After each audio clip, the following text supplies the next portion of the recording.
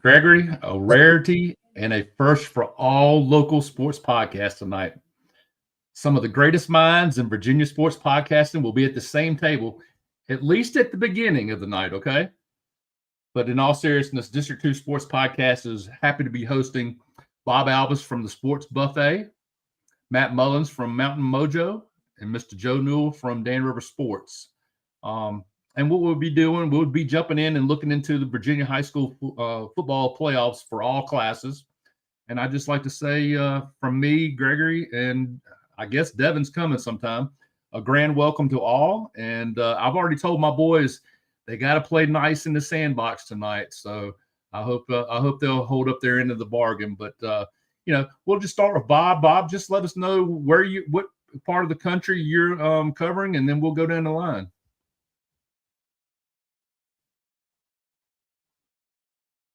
Welcome.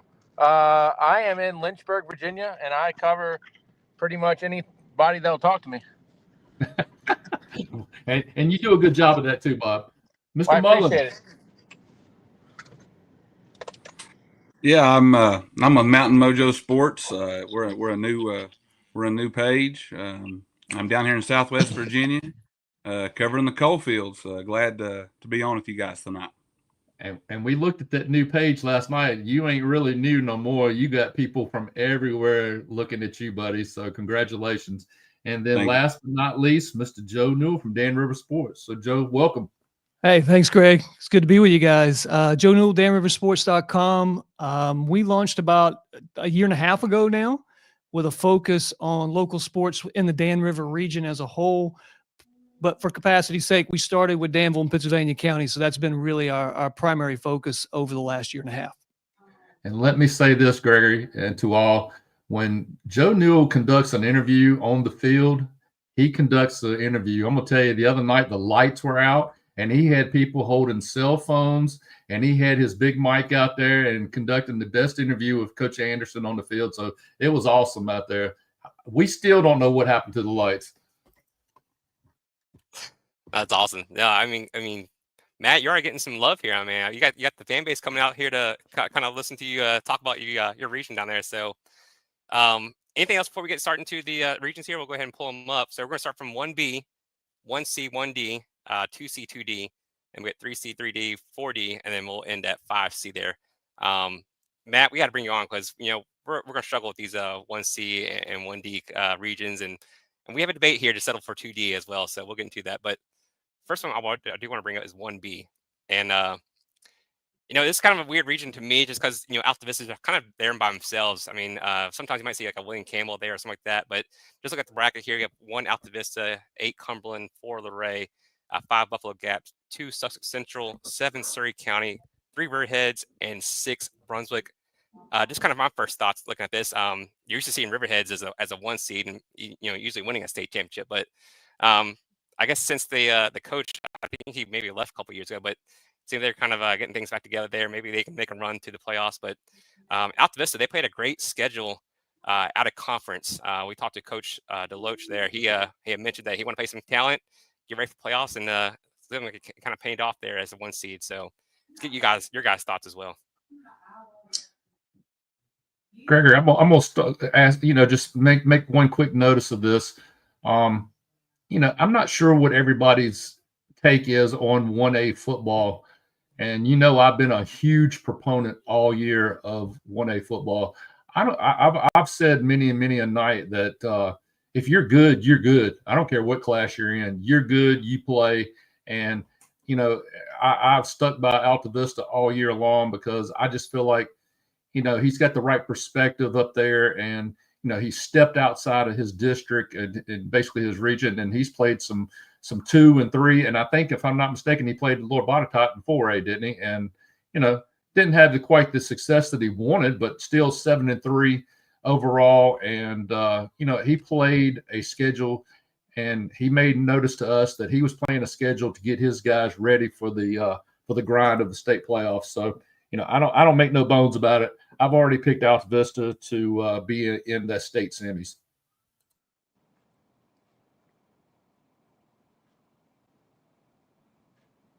Sorry, I'm on mute. Bob, what's your take on the Lynchburg scene there with Alta Vista? I mean, how are they stacking up there? So Alta Vista played Bottot 3, but played Blacksburg 4. So they did get their 3s and 4s in there. Alta Vista won on I don't want to say a buzzer beater, but a thriller last week against Gretna. Gretna is a very good football team. Alta Vista also did play Riverheads. Riverheads' longtime coach was Robert Casto. He gave it up a couple years ago. You know, it's funny. Coaching used to be a lifelong profession. We do not live in that time anymore. Coaching is not a lifelong profession anymore. I like Alta Vista, but be careful of the bottom half of that bracket with Sussex and Riverheads. I know I was going to ask. I don't know much about the Eastern teams. I think Joe may say something, but I don't know anything about those Eastern side of those teams. I was just going to add real quick to Alta Vista. We've seen them a couple of times. They played Gretna to close out the regular season. I would throw out a caveat. I think you might be on to something, Matt, in the sense, or maybe it was Bob that was talking, but maybe I like Sussex, to be honest, a little bit better than Alta Vista. Alta Vista lost some to graduation. Now, don't get me wrong. They're extremely well coached. Those kids play hard, man. They're physical. They gamble a little too much on the perimeter and the back end defensively, I think. Gretna threw for 515 yards on them. If it wasn't for an onside kick late and the fact that Gretna struggles to stop the run, I think Gretna was up by 12 with like 3 minutes left in that game. I also saw them play Dan River, kind of similar thing defensively. They pressed coverage and left the middle of the field open. I think that's probably why Gretna got to them a little bit. But I do give them, like I think Greg may have mentioned a moment ago, huge props, though, for the schedule. I mean, these guys, it's not going to be a question of whether they've played hard teams. They'll be ready physically and mentally for the game. But I think they're just a little step off of maybe where they were last year when they made that deep run. Do you guys, I mean, just for anybody who wants to come off, you guys see any possible upsets here? I mean, you see Alta Vista maybe facing any challenge there in the semifinal if they get Luray or Buffalo Gap, or you see like maybe Riverheads making a run. I know Joe, you had mentioned Sussex, but do you see Riverheads maybe slipping there to the district or region championship? Riverheads and Alta Vista played in the regular season. Alta Vista had a comeback win against Riverheads to win that game. I mean, I will politely disagree with Joe, but I mean, Sussex is going to have their athletes. Believe me, those teams in what used to be the old Region A, those guys have a ton of athletes. Riverheads does stuff right, and Alta Vista, yeah. I mean, I think they're very good. I think they're battle tested, like everybody has said. I would go with them. The only upset I maybe could see is Gap over Luray, but I'm not going to put my hair on it. You know, I don't have no scouting report on these teams. The only thing I've done is looked at their schedule and kind of noticed maybe common opponents. But I'm very familiar with Riverheads and all the history of that program. I think that they're a very physical football team, and I think if I was going to pick, like I said, I'm not up to date on these guys, but I know Sussex Central, their schedule, it looks like they're a tough team. So I would say, Riverheads can make a run. Sussex Central, I think, would be my pick to make the state semis. No disrespect to Alta Vista now. I know they're a good team. Play a tough schedule. But I think Sussex Central will be my pick. Well. Look who joined the party, everybody. It's Devin Dawson. He woke up. I'm sorry to Devin, the guys on Devin, here. we want your thoughts on 1B. Who's gonna win it? What's going on? Right into it. We need an answer here. Oh yeah. Give me. I think that Alta Vista is probably your favorite here as the 1 seed, but look out for Riverheads, man. That's what Matt was just saying. Also, I mean, Sussex is out there. I guess that's way out there in the east, but that saves Alta Vista a trip out there. So Sussex has had to come on a Saturday, I guess, but that's a long trip to make out there to Alta Vista. So I hope that may play in their favor too. So watch out for that as well. So there's long trips to get those jello legs. So watch out for that. Go ahead, Big Greg. I think it's still a Friday night with the regional final. So it's not the Saturday trip yet. And that probably will be on Thanksgiving weekend, right? So it'll probably be out of school anyways. So forget everything I just said. who cares about long bus trips? If it's on a Friday, no school, they're gonna be fine. Hey, and look, Matt is here for a big giant reason too. So I can't wait till we get to that part of it.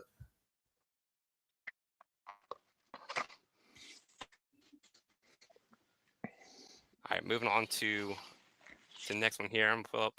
This is where Matt's gonna come in handy here. So I can. I mean, huge. He's coming huge.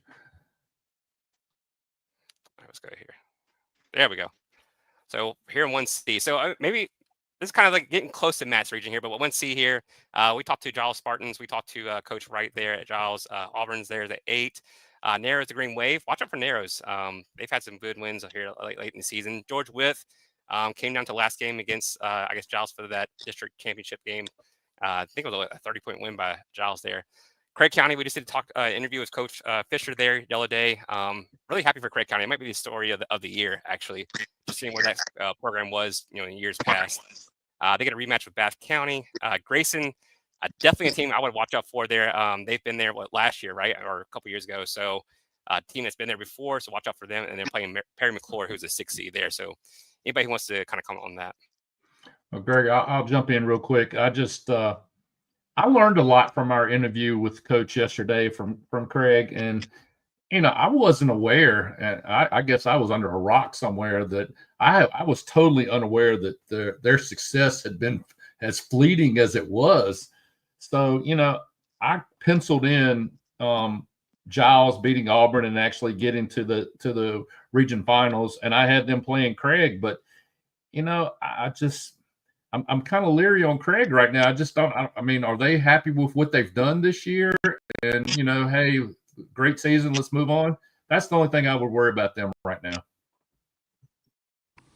Yeah, I think Grayson County, man, they're a dark horse. They played in the state championship last year, lost to a very good Essex team. Giles is tough. They got a tailback up there by the name of Antonio Wilcoxon. Man, he is a beast. Giles is my pick to come out of there, but it would not surprise me one bit to see Grayson County win this region. I think they'll beat Craig County in round 2, and I don't know that it will be that close. I think Grayson beats them by at least 2 touchdowns. I kind of concur with that. I mean, Grayson, they've been there before. They're playing some good ball here. No knock to Craig County, but I think Devin has some analytics there where Craig County's strength of schedule is just, I mean, nothing they can do about it. They play the teams on their schedule, but their strength of schedule has not been great. So Grayson's been there before. So yeah, I would definitely watch Grayson there in the championship, maybe against Giles, and I think it'd be a great game. But I think I would still lean Giles, kind of like what Matt was saying too. And Max Preps Greg is here to introduce the strength of schedule at minus 21.8 for Craig County. And I'll say this: I'm just going to add that we have another Gregory special here at the bottom with Perry McClure. There's an A in Perry Gregory, not an E with Perry McClure. I think he had Brookville spelled wrong all season too. But if I had to say, probably Giles coming out of Region 1C here, but I think that loss that Craig County had against Narrows, I mean, I don't know what was going on that night for them. I don't know if Matt can kind of speak to that, but it didn't sit right with me after starting undefeated like they did. So to kind of put it in perspective, Craig County played Twin Springs at Craig County. Craig County won that game by 7 points. Twin Springs had the ball inside the 10-yard line with no timeouts at the end of the game, and they got tackled inbounds, a couple yards short of tying that game, sending it into overtime. And Twin Springs finished 3rd in the Cumberland down here, and they're the 7th seed in that Region D. Narrows is another team. They're playing really good ball right now. Honeacre went to Narrows and come from behind and beat them in a really good game. I think that Narrows and George Wythe game will be a really good game. Both of those teams I think they're pretty even. But yeah, it's a great story with Craig County and what they've done this year, and that's great for them. That's awesome to see a program like that turn it around, and the year they've had is awesome. And for them to be a 2 seed and a chance to win a playoff game, maybe more, that's just great to see. But yeah, I think that Grayson County will come out of that side and play Giles, and I think Giles is the team to beat. Matt and Gregory, I don't even have a clue if are we even talking about 1D? Is that coming up at all? Because I really need to for my sake. Yeah, that's 1C. We're getting to 1D next, but yeah. Okay, so D is coming up. Okay, I'm just making sure. Do you guys? I mean, Craig County's already beat Bath County. Is there any worry that Bath may look at the tape and maybe find something they can find a chink in the armor of Craig and maybe get that upset in the first round, or you see Craig getting by Bath right there in the first round? Now, the reason why I asked that is because coach there for Craig, he mentioned like it wasn't. I mean, I think they beat him 28-0 maybe, but he just kind of alluded to like it was a close game towards the end, and I think they just kind of pulled it away. So I'm just wondering about that, but I don't know. I don't really see many upsets. I mean, I think once you get to maybe Grayson and Craig, that's about it. And then I don't know, maybe Nares has some luck against Giles again. I don't know, but yeah, I think Giles comes out of there for me. Anyone else? I mean, hey, Bath County is a team. They had a great year last year. They went on a little run. I think their trip in the playoffs was cut kind of short, though, if I'm not mistaken. I think Grayson County might have went up there and beat them in the in that region. But Bath County, they could. You never know. Yeah. But I like Craig County to win that first round game. I like to find a stat. What's the number of higher seeds lose to a lower seed in the first round? It can't be that high. I wouldn't think in high school football. Usually, it's you probably see a lot of blowouts in that first week, but it'd be interesting to see for sure. I don't think you're going to see it as much in the lower classifications because I think there's a bigger talent gap from 1 to 8 and 2 to 7, maybe even 3 to 6. Just my opinion, but I mean, once we get into the bigger boys, maybe. But I mean, I'm still going to put up a defense. I'm still going to put up the defense for all the higher seeded teams. Mm-hmm. And Bob, I'll add on to what you just said. You also see some very atrocious records, such as 2-8 and 3-7s, and some of those lower seeded teams as well. Don't even get me started. I'm with you. I didn't want to. I also see. Oh, did I say 2-8? I see 2-8. So anyway, I won't go but so far. I think it's another conversation for another podcast. Yeah. Because I mean, hey, growing up, Matt knows it. When we were there in 2008, 2009, you had to basically win your district or make the district semifinals in a tournament to get to the region tournament. So it's a lot different now. Now you just get in for being decent. So it's a lot different. But yeah, it sounds like a lot of everybody agrees. Kind of Giles and Grayson County there to watch out for the region championship. So we'll move on to 1D here. This is where Matt's gonna come in handy here. So Matt, we talked about Eastside a lot. Eastside finished undefeated there. Wait a minute. I think you need to rephrase that. Big G talks about Eastside quite a bit. Oh, I'm sorry. And has tried to get Eastside into the Super Bowl, into the top 10. And I've been shot down by my two sons each time I've even mentioned the name Eastside. First of all, it's 1A. And then their strength of schedule is, let's see, now it's negative 14.3. And I forget the running back's name. He plays running back. He plays linebacker, but I've mentioned him, and I think he's been offered by Wise already, but you can make mention to him. I've tried to introduce Eastside to these two guys. They won't let me. And then the second team, which I'm just now kind of catching on to or hearing more about, is Chilhowie. And I just, Matt, if you can speak to some of those teams, I'd appreciate it. Yeah, I mean, I can give you a rundown on every one of them, man. But we'll start with Eastside. That's Keldon Hamilton you're talking about. He's a junior. He's a monster. He is a grown man playing football. That defense they have. And one thing about Eastside, they are super young. They have a couple seniors on that roster, but I don't think there's a lot of them that contribute. Most of their guys are juniors and sophomores and freshmen.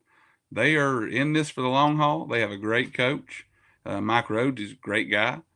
But they have a good quarterback. He's a sophomore, Landon Pinnell. He can throw the ball. That's one thing about Eastside. They're going to pound you. They're big up front on offense. They're big and mean up front on defense. They can run the ball, and if you shut them down in the run game, they're going to throw the ball on you. Landon Pinnell, he has a great arm, and they have a great all-purpose guy and Rocky Bond. He's one of the most electrifying players in the state.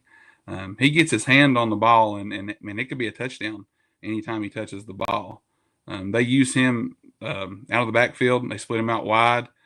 But Eastside's they're very good, and they're going to be around for the next 3 or 4 years in that same spot. Hmm. Wow. I mean, Yeah. Too I bad. mean, I knew I took an expert to convince these boys. That's for sure. too bad our Hey, Super Simple Big was Greg, final I'm not one to yesterday. tell you what to do, but if they disagree with you, out of the will they go. I mean, you know, that's just Wow. mom. Wow. My mom threatens me with that all the time. It works. Trust me.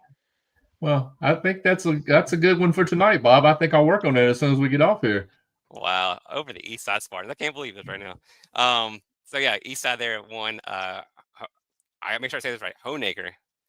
When I played at Chatham, Honaker played Gate City in the state semifinal there for baseball. I was like, is that Honaker? And I was like, no, that's Honaker. So yeah, make sure you say that right. Playing Northwood, Chilhowie, like we talked about before, Twin Springs, Rye Cove, and Holston there. So for me, I'm not as the knowledge is not there. I mean, East Side, of course, they finished undefeated. I don't know what it is about Rye Cove. I mean, I feel like they could do something special there too. Mac can maybe speak on that too. Yeah, so I mean, if you guys want to, I can go down each opponent, each team. Please. We'll start with East Side and Royal Retreat. These two teams played in week 2. East Side scored at the buzzer and went for 2 and won the game. Royal Retreat is a team early in the year that a lot of people thought would win this region. They have been decimated by injuries. Chaz Penwright is their quarterback, their senior leader.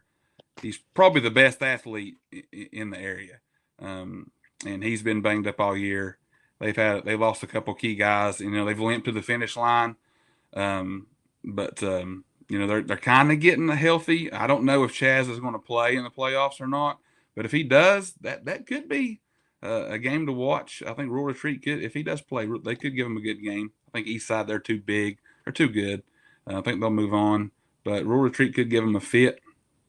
Honaker and Northwood, this is a game that could go either way. Honaker, I think they've won 5 out of their last 6 games. And like I put I put some playoff briefs out a few days ago, and a lot of people wrote Honaker off. They lost Avery Music, their all-state wide receiver, to a torn ACL against Chilhowie, and a lot of people thought they were done. But man, those young kids, they're loaded with freshmen and sophomores as well at quarterback and receiver positions. They're playing good ball right now. Northwood has a great defense. So I think Honaker hung 48 on them out here on Halloween night. It's the most points they've given up all year. Northwood, they're big and physical on defense, and they're fast. They have a back by the name of Brody Waddle. He's a big kid. He's like 6'4", I think, maybe like 230 pounds. Runs the ball, catches the ball. I think that game could go either way. But Honaker, they're very hard to defend. You know, they're 4 and 5 wide at all times. So they're going to give anybody fits as far as matchups. They're hard to match up against. Chilhowie and Twin Springs. Twin Springs, of course, my alma mater. Shout out to my boy Keith Warner, a former teammate of mine, good friend, the head coach down there at Twin Springs. Just want to give a shout out for what he's done for that program. Completely turned it around. Chilhowie's defense, I think they're averaging. I think they're giving up like 7 points a game, something insane. It's crazy. I mean, they held Honaker to 7 points out here at Honaker. They beat them 22-7. And they're a team offensively. They're going to pound you with that freshman back they have. His name's Gunnar Milhorn. He's a big kid, runs hard to be a freshman. They lean on him heavily. And then they got a veteran quarterback by the name of Asher Chapman. He's a senior. I think he's a 3 or 4 year starter. He's played in the playoff games a couple years ago. You know, they missed the playoffs last year, but he's played in some playoff games before, quarterbacked in some playoff games. I think they can lean on him. If the run is struggling, he's a good passer. He throws a good ball.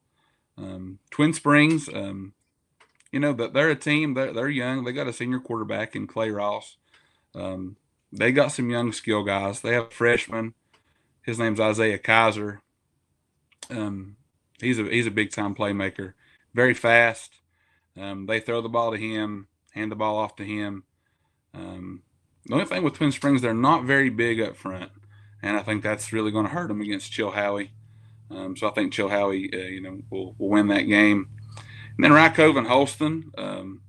Rye Cove. I was at the Rye Cove and Twin Springs game last week, the ever so famous Game 10, or Scott County Super Bowl, as they call it down here. Twin Springs hung with them. They did. But like I mentioned about Twin Springs being small up front, that was evident last week. Rye Cove just wore them down up front on both sides of the ball. It was a tie game after the first quarter. I think a 2-possession game at halftime, and Twin Springs actually got it down to an 8-point game. It was either late in the third quarter or early in the fourth quarter. But Rye Cove just wore them down. Just too big, too physical. And that Chilhowie, if Chilhowie and Rye Cove advance, each of them, and that region semifinal game will be very good. Guys, go ahead. Hey, that's why we brought Matt on right there. Exactly why I brought him on. All the breakdown there. I mean, after hearing that, I mean, maybe I'm going to go with Chilhowie. I might have to go with Chilhowie now. I mean, I don't know. I feel like Chilhowie, looking at their schedule in round 1, and they beat Rye Cove. Man, something I got to look into. Pops, you gonna change your mind? You saying with Eastside? No, Eastside and Giles in the semis. I'm gonna stick with Eastside out of here. I think they already have, if I'm not mistaken, I think they already have a win over Chilhowie. I love Region 1D in general. I mean, I think Honaker has Parker Lowe or Parker Lau, who's a freshman or sophomore at quarterback, who's tearing it up. But yeah, it's just a fun region in general. I mean, all these teams, I think Honaker is 6-4, Northwood is 7-3. And it's going to be a fun little region here. But I'm still going to take Eastside. Matt, do you see any potential upsets anywhere? I mean, could you see a first round upset, or maybe wait until the semifinals, maybe? I really don't. I mean, I think Rural Retreat will play Eastside tough, like I said earlier. But Eastside, I think they win that game. Eastside's my pick to win the region. I think it'll be Eastside and Rye Cove again, that region championship. My heart wants to go with Rye Cove. My gut's going to go with Eastside. I think it's their time. They lost 2 heartbreakers last year to Rye Cove, one of those being in the region championship. I think Rye Cove will get a little bit of revenge on Chilhowie. I think Chilhowie caught Rye Cove a little banged up. One thing we got to talk about with Rye Cove, their starting quarterback tore his ACL against Eastside in the first half. So they have a sophomore quarterback by the name of Tyler Shoup who has stepped in, and Coach Collier acknowledged that he has grown leaps and bounds over the past month since he's took over. Cole Barnett, Rye Cove's tailback, he got banged up the Eastside game. I think he might have sprained his knee, MCL, something like that. And he's still wearing a big brace on that knee. But I think that'll be a really good game between Rye Cove and Chilhowie. I think Rye Cove gets them. But I think and then the Eastside Honaker. If Honaker can beat Northwood, I'm really excited to see that matchup with that Eastside defense against that Honaker offense. Parker Lowe, he is a freshman, but he plays like a senior. We have a quarterback here in Southwest Virginia by the name of Mike Reese, and I've watched Mike since he was a freshman. And I'm not trying to compare the two, but seeing Mike as a freshman and seeing Parker as a freshman, I think Parker's development as a freshman quarterback compared to Mike's, he's a little bit more ahead of Mike. And knowing how great Mike is, man, he is unbelievable to watch. And it's going to be, as long as Parker can stay healthy, hopefully, and good Lord willing, as we say, he's going to be very something to watch over the next 4 years at Honaker, and especially that round 2 matchup. I'm eager to see that if Honaker can beat Northwood. that kind of brings me to our first kind of state semifinal there. So if we potentially have the ones win for 1C and 1D because they'll play each other in the semifinals and play the winner of 1A, 1B. So it could potentially be Giles and Eastside. So my first question is, I mean, does who wins that game? Is Giles be able to run the ball like they normally are during the season against Eastside? Is Eastside's defense going to stop the run? I mean, what do you guys see for that potential state semifinal game? I think Eastside, man. I think their defense and that run game, man. I think they're state championship bound. I really do. Keldon Hamilton, he runs the ball really hard. That's going to be a great matchup if that does happen. If we do see that Giles and Eastside matchup, man, that's going to be some primetime football. Because I think I haven't watched them much. I watched a little bit of film on them. They look super fast on film, and Eastside, I don't know that they've played anybody, as far as defense. Well, I take that back. They played Chilhowie. Eastside did play Chilhowie. They beat Chilhowie. I think it was 28-14 or 21-14, something like that. I think Eastside would beat Giles, but I think it'd be a good football game, and Giles could beat Eastside. But my pick would be Eastside.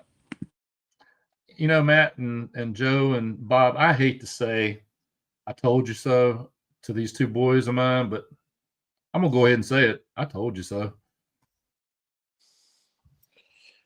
I don't think you really hate to say that.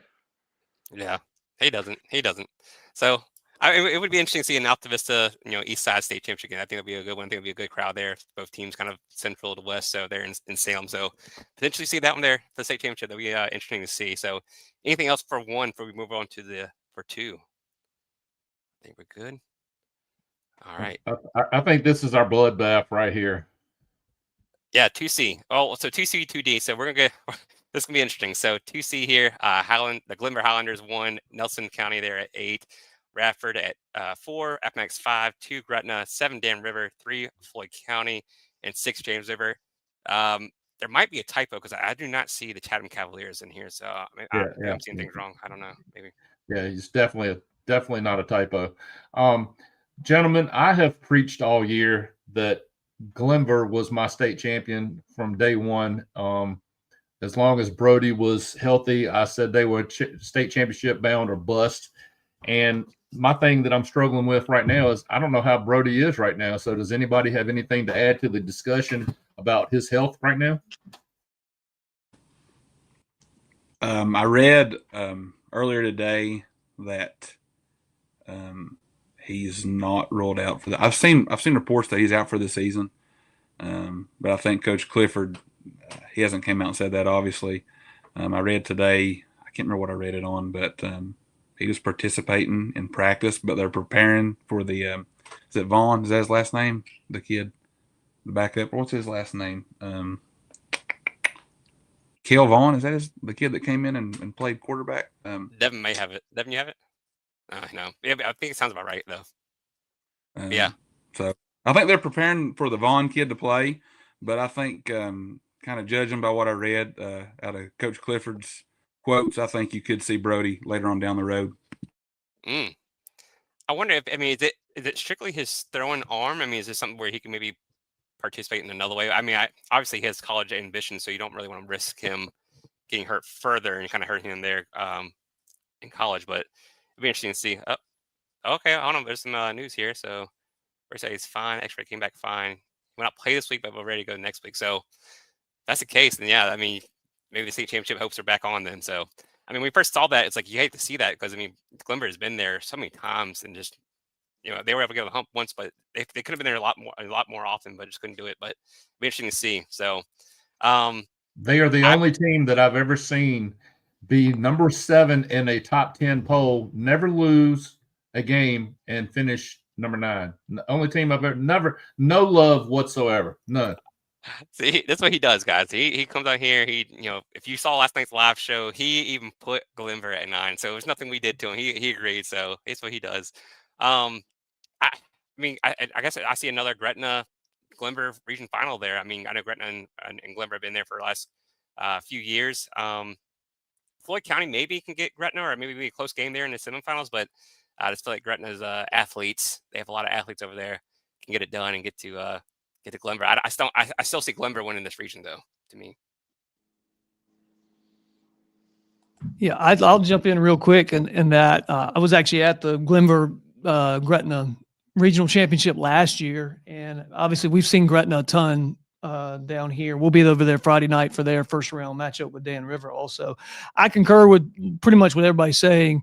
If Doyot's healthy, and sorry Hawk fans, I love you. I love you. I'm in your corner, but if Doyot's healthy and able to play, they don't need him for Nelson County, to be honest. And I'm not trying to pick on the Governors, but they're going to be overmatched in that first round matchup. But if Doyot's healthy, yeah, they're the clear favorite, I think, in 2C for sure. And it's not just him. Obviously, they've got talent all over. They've got some size. They're physical. Again, extremely well coached. But I wouldn't be shocked to see Gretna and Glenver again in that championship game for sure. I'll throw one more name out there that they're a 5 seed and the potential on Glenver's radar. And I just think by the way they played it towards the end of the year that they could could wreak some havoc on Glenver, and that would be Appomattox County. I don't know, Bob, you got any kind of anything to add to that? I politely disagree. I mean, Appomattox has played a lot better. I mean, to give the number 1 team fits, I don't know, but I mean, you could argue they've been there before, but not this group in terms of big time things. I would still take Glenver, but like I think Gretna's sneaky, but Joe's probably seen them a lot more than I have, but I think Gretna could be sneaky. Yeah, I mean, Devin saw Gretna play against JF early in the season. I mean, JF's line is unbelievable, so I mean, it's kind of hard to see that. But if Rayshon can get out of the pocket and throw the ball downfield, maybe he gives them a chance. But I just think that Glenver's lines would be too tough to handle, I think, for Gretna. Yeah, like they said, I agree that Radford Appomattox game is going to be a really good one to watch. It'd be interesting to see Floyd County and James River. It's only a 7-point game early in the season or late in the season there, so it'll be interesting to see that. And I think this would be a good region to watch them the semifinal games too. I want to give a shout out to Cooper Mullins there at Glenver. A great last name that guy has. Fun guy to watch on film too. I watched a little bit of those guys on film. They look really good on film. So yeah. And then I like the kid from Floyd County. I was going to ask you guys: is there any way that the kid from Floyd County kind of leads them, maybe upsets Glenver? I don't know, because I mean, what was this? They just played last week, and it was like what 24-6 or something like that. I mean, I could maybe see that if Brody cannot go, maybe a full game without Brody, maybe Floyd can sneak in there. So that's potential. Yeah, I still wouldn't see Glenver losing without Brody until that final, maybe against either Gretna or Floyd there in the region championship. I think everybody kind of consensus there is Glenver winning this 2C. They'll match up with 2D. Anything else on 2C if we get to 2D here? No, I'm just so patiently waiting for 2D. It's unbelievable. Yes, this is where the fun. I know. Happens. Yeah, I know why I'm brought on here. I know I'm set up for this one completely. I know. I don't know why you're so upset. I mean, I'm not 2D, upset. I just feel like I'm being set up completely. I had no idea what the relationships here were. So, I didn't know Matt had a Union hat until he put it on right before the thing got started. So I know you did. But yeah, 2D breaking it down here. Yeah, so Union is. You want me to go? You want me to go ahead and just tell everybody what I said last night and make it clear to everybody here? I'll give you the seeds first, and then I want you to give your take on Union. I want everybody to hear this. So Union won, lead there at 8. Graham G-Man there at 4, state championship team last year. Gay City at 5, 2 Ridgeview, who just moved into number 10 in our poll. 7 Richlands, 3 Virginia High, and 6 Lebanon Pioneers. Go ahead, Big G. Go ahead and tell us how you think it's going to work out. All right, so let's start off with this first and foremost that I'm aware of. I know 3 of us have not seen not one of these teams play. I think I'm pretty accurate right there. The 3 that I'm talking about will be me, Gregory, and Devin. We go by a lot of headlines and a lot of social media. So there's this team called Union that somehow snuck in our poll through whatever, I don't know, information that was shared, even though I couldn't get Eastside in there. But anyway, I just have felt all along that Graham, they have to defend a state championship. I don't necessarily think that they had their feet under them to begin with at the beginning of the season. And I just feel like they're coming with vengeance, and I feel like they will handle Union in that semifinal game. I'm really glad you're not bitter about this East Side thing. Here's the thing, Big Greg, is that Union has already handled Graham early in the season. And I get that it was early, but they've also handled Lebanon. They've handled Ridgeview. They've handled Gate City. I think they're far and away the best team in 2D. I think a team that could make some noise at the bottom of the bracket there is Lebanon. I think they didn't have the greatest end to the season, but I could see them pulling an upset in that first round game against Virginia High. And before Matt jumps in, I'm just going to tell you, I have Graham and Virginia High in the region. That would be the region finals, I guess that is, and Graham coming out and being in the semifinals. All right, Matt, go ahead and tell him why he's wrong. Thank you. Yeah, man, that's the hot topic around here right now. It's that semifinal matchup between Union and Graham. I think they met in week 3 or 4. Listen, Graham had like 3 or 4 stud kids that didn't play that game. They had I think a freshman quarterback who looked overwhelmed completely that game. Graham's looking dangerous right now. I'll say it. But whoever comes out of that semifinal game is going to win your region. I think it's going to be Union. The advantage being Bullitt Park. That's a tough place to play. The towns of Big Stone Gap and Appalachia pour into that place. And if those two match up, if listen, let me back up. Gate City's no slouch. Gate City has some big kids up front. They have a coach in Jeremy Housewright who played at Gate City. He's the son of legendary coach Bill Housewright. It was at Gate City for years under Nick Collabro, and even he led Gate City for a while. Gate City's got some big kids up front. And if Graham is looking past this week, Gate City could beat him. Now Graham could come out and beat them by 20 or 30 points. It's what most people think are going to happen. But they got to show up and play 4 quarters against Gate City. Gate City runs the ball. They got a good tailback in Walker Hillman. Like I said, they're big up front. They're good defensively, and they got a coach who's going to have them prepared to play. But yeah, the semifinal matchup, if Graham gets there against Union, it's showtime, baby. It's going to be a big time football game. Like I said, Graham's got 3 or 4 studs that are back for that game that they didn't have against Union. But I got faith in my guys in Big Stone Gap. Coach Turner, that state title's been elusive to those guys, and I think this is their year. And I see them getting past Graham, and I see them playing Ridgeview for a Region D championship. Ridgeview's a team who came to Bullitt Park and gave Union all they wanted for about a half. And the thing with Union, they're so big, and they pound you with Keith Chandler, I would hate to try to tackle that kid, man. I mean, he's like 5'8", 230 pounds. He's muscle, literally like a boulder coming off a cliff at you when he's running the football.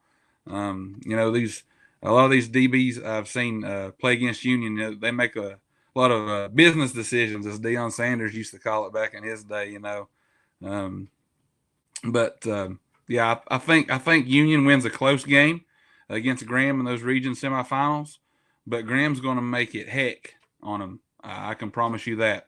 If Union wins, it's going to be because they earn it for 4 quarters and maybe more. I'll meet you on the 21st, Matt. I'll see you then. it's like music to my ears hearing all that. I mean, I just kind of echoed everything I already knew. We talked to Coach Turner, and I talked to him when I interviewed him. I was like, hey, I mean, you guys have been so close for so long. Like, I mean, this has to be the year with Chandler and Bosley, like you mentioned. And he said he thinks he is. He thinks this is the year. I mean, they've like Matt said, they've had a few games where they started those maybe 14-14 or 10 whatever it was in the first half, and they went on to win by 21 points in those 4 games that we talked about. So I think they just I think that second half they're going to turn it on. Chandler's going to turn it on, and I think they're going to get past Graham. I think they're going to win the region, and I think we're going to see them first state title too. So that's just my thoughts there. I think Dev might agree. Yeah. So with that, so if we all agree that Union is there, so 2C, 2D, they'll meet up. I think 1 and 2 do East versus West. I think it kind of gets different after that or 3 and 4. So who do you see if Doyle is healthy? Who do y'all see winning a potential state semifinal between Glenver and Union to go to the state championship? Glenver. Mm. I've said it all year. I said it all year. Glenver, number 1 in our hearts and number 1 in our programs, number 1 in the poll. Something that is kind of scary with Union, and it has been for years with those guys, man. It's their pass defense, and it's not a stab at those guys, but you go back and look at the Graham game a few years ago, 2021 or something like that. I can't remember, maybe 2019. Union goes to Graham in the regular season and beats them, and in the playoffs, Graham comes to Bullitt Park and beats them by like 35 points. Wow. Pass defense, and this year, I noticed Mike Reese and Lebanon. They threw on them the first half. Adjustments were made in the second half, but you get a team that's high scoring offense like Glenver. And you let them come out and score 28 points on you, say in the first half, and you get into a matchup game like a high scoring game like that with Glenver. I think they would be tough to beat. But I got faith in my guys there in Big Stone, and I got Keith Chandler for 4 quarters. Yeah, much respect. Hey, Gregory, before we move on to 3, I just want to throw this out there to Matt and Joe and Bob. I know we don't cover these teams, but what about 2 teams such as Strasburg, 9-1, Buckingham potentially meeting up in the region finals, as well as Armstrong, Kennedy, and Central Lunenburg, I think it is, or Lunenburg Central. Both of those teams in the lower half of that bracket are both undefeated at 10-0. So anything out there that we need to know about those guys that anybody might know? Armstrong is really good from what I hear. I talked to a writer from the Harrisonburg area tonight, and I said, if I gave you a fictional $100, who do you feel like is the best shot to win a state title? And he said Strasburg. Interesting. Buckingham's really good. I've seen Thomas Jefferson play, and Thomas Jefferson is the 4th seed in the region with Armstrong. Thomas Jefferson's got athletes out the yin-yang. So we'll see what happens there. I mean, Armstrong, from what I hear, is really good. Really good. All right, now this is probably the most 3C is just a mess to me. I don't like the way they did the seating here. The whole region rankings. I mean, we'll talk about that later, but it's just kind of interesting. But you got Heritage at 1, finished off season, with huge wins over Jefferson Forest and LCA. Western Albemarle there at 8, Turner Ashby at 4, the Allegheny Cougars are at 5, Wilson Memorial at 2, Fluvanna at 7, Broadway at 3, and LCA, who's a 6th seed. So off the bat, I mean, I'm seeing LCA potentially playing Heritage again. I know we saw Wilson play against Allegheny a few weeks ago. I mean, Devin and I, and Wilson. I mean, when I first saw them, I was like, "How's this team keeping getting shutouts?" They like their line was undersized, but they gave Allegheny all they could handle and more, and only Devin gave up 3 points, I think, in that game. So Wilson Moore might have a good defense, but I don't know if I don't think they can handle LCA's offense. I think LCA might be able to go against them there. So I would take Heritage and LCA for another rematch there in a close game.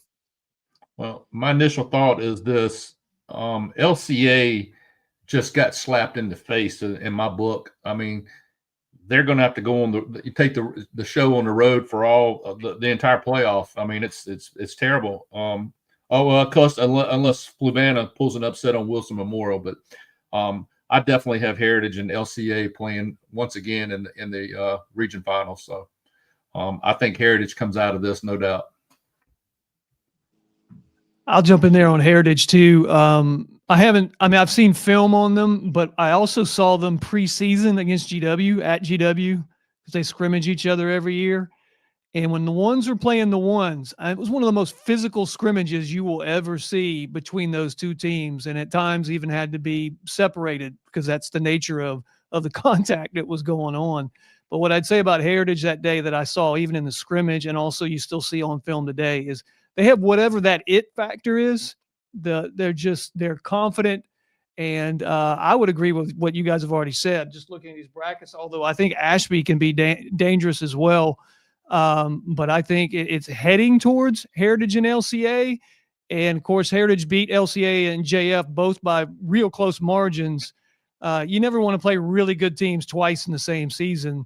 So if it heads to that, man, that would be a heck of a game to watch. I know Bob's licking his lips for this one. I don't even know why we're even playing the regional, because everybody is saying Heritage and LCA. Big slap in the face to Broadway, big slap in the face to Turner Ashby, big slap in the face to Wilson Memorial. Now, I can tell you this, every time that a Lynchburg team has played a Valley team, all the Valley teams have told me, we have never seen speed like that. We've never seen speed like that. We've never seen speed like that. It's almost like a broken record in my head when I go to bed. I hear, we've never seen speed like that. But we have evolved as well over time a little bit. And I think the speed gap, while it's probably still there, maybe not to the huge success. I mean, if you heard that, you would think that everybody in the Valley was on a walker. And they're not, because I can tell you, I've seen Turner Ashby a couple years ago, and it's kind of like Joe said, they're not a team to sleep on. I don't think Broadway is a team to sleep on. I mean, everybody is licking their chops because LCA lost Gideon Davidson, and they think LCA is a weak sister, and that's not true. Now, I will say that. I mean, Heritage and LCA, is it smart money? Probably so. But I don't think that it's, just a given in terms of the Valley, to me, is being disrespected greatly. Do I see it being Heritage LCA? Probably. But, I mean, we still got to play the football games here a little bit. Yeah, and I'll just add, I mean, I'll go along with everybody else. I think it's going to be a Heritage LCA final. And I've said all year, I think that Heritage could be a state championship team, but I think Joe kind of hit the nail on the head. Is that, Heritage barely escaped that game against LCA in one of the last weeks of the season. And the thing about having to play LCA twice, when you have Rocco coaching, you have Luke Gaither at quarterback, you have Cowart at running back. I mean, it just seems like a terrible matchup to have to play that team twice. So, well, I could go the other side and say it's a terrible matchup to have to play Heritage twice, because Heritage is really good up front. Heritage's defense is really good. Brad Bradley has coached at Amelia, William Campbell, Patrick Henry, and Heritage, and he's been good at a few of those schools. Patrick Henry was not his probably shining moment of life, but the defenses are always good, and Brad Bradley gets this credit of he's a spread person, and you would think that Brad Bradley throws the ball 60 times a game, and they don't. I mean, so I think Heritage is really good defensively. I think that's where they've always been with Brad Bradley, having coached all his football teams. I think are really good defensively. I don't think they get the credit. I think it would be an absolute dogfight if they played LCA again. It's the best game I've seen in my life, and I've been doing this for about 20-some years now. Heritage and JF last week was incredible. I mean, it was just incredible. If I could clone Bob and go to GW and Magna Vista, Heritage and JF, and Alta Vista Gretna, we'd have had 3 Bobs all over the place. But thankfully for everybody, there's only one. And Heritage JF was a great game. Heritage LCA was a very good game too. And it's funny because if you talk to Heritage, they will tell you we didn't play as well as we could have in both those games. So we'll Bob, see. I totally agree with you, Bob. I mean, I wish I would have had 3 big G's last week, because I kind of feel like I saw the best game in the at least this year by far last week with that 50-49 game with GW and Magna Vista, and I was just absolutely shocked. I really was. It was just a nail biter the whole way. It was basically me and Joe was sitting up there going, if GW can get one stop, they got a chance. They got a chance. But and they finally get it with the fumble. So Gregory, I'll let you move on with that. I'm going to ask Bob one thing real quick, Gregory, before you move on. So, Bob, one thing that we were kind of concerned about halfway through the season was David Bradley going down for Heritage. I mean, have you seen any drop off in their offense at all since he went down? David Bradley was hurt for a little bit last year too. I mean, don't get me wrong; it's not the ideal situation of the world, but keep in mind too, Aiden Slash is a running quarterback as well, so he can run the football as well.